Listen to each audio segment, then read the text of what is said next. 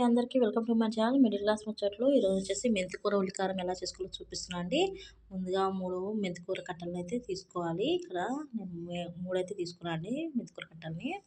వాటిని ఒక్కొక్కటిగా ఇలా కాడ నుండి సపరేట్గా ఆకుల్ని తుంచైతే ప్లేట్లో వేసి వేసుకుంటున్నానండి ఆకులన్నిటిని.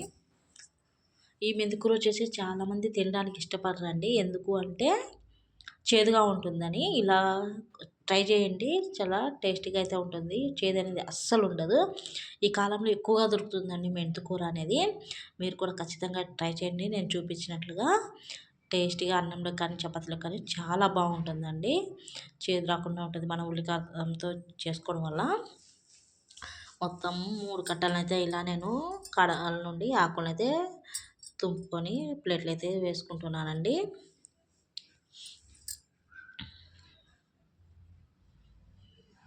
చూడండి 3 కట్టలకి నాకు ఈ ప్లేట్ కూరకైతే ఈ ప్లేట్ ఆకైతే వచ్చిందండి. చూడండి ఇప్పుడు ఈ ఆకు మొత్తాన్ని నీళ్ళల్లో కడిగి ఒక తడి లేని క్లాత్ అంటే పొడి క్లాత్ మీద ఆరపోసుకోవాలండి.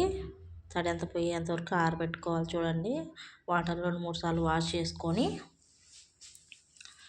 మట్టి అంతా ఉంటుంది కదండి ఆకుకూరలు అంటే మట్టి ఇసుక ఇలాంటివి ఉంటుంది కదా, అందుకని 2-3 సార్లు అయితే వాష్ చేసుకొని తర్వాత ఒక పొడి క్లాత్ మీద అయితే ఆకు మొత్తాన్ని అయితే ఇలా వేసేసుకుంటున్నాను. చూడండి తడి అంతా పోయేంత వరకు అయితే ఆరబెట్టుకోవాలండి ఆకును.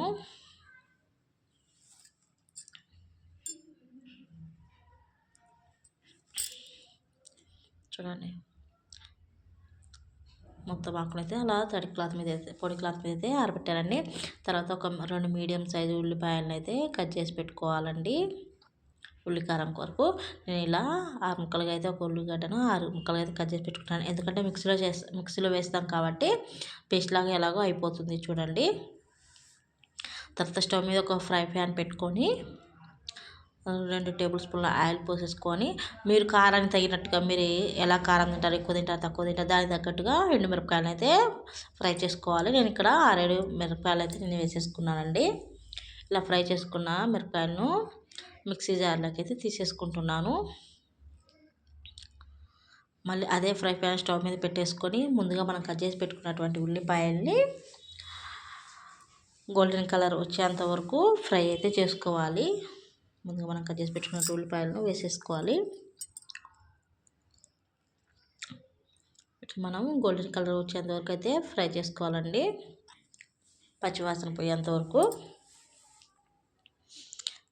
ఆలోపు మనం ఎండుమిరపకాయలు అయితే మిక్సీ పట్టేసుకున్న తర్వాత వేయించి పెట్టుకున్న ఉల్లిపాయలు కూడా అందులో మిక్సీలో అయితే వేసేసుకోవాలి. తర్వాత ఆకు మొత్తం ఆరిన తర్వాత ఇలా ప్లేట్లకు అయితే తీసేసుకున్నానండి.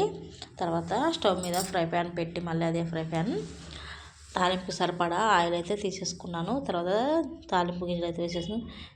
తాలింపు గింజలు, మినపప్పు, శనగపప్పు, టేబుల్ స్పూన్ జీలకర్ర,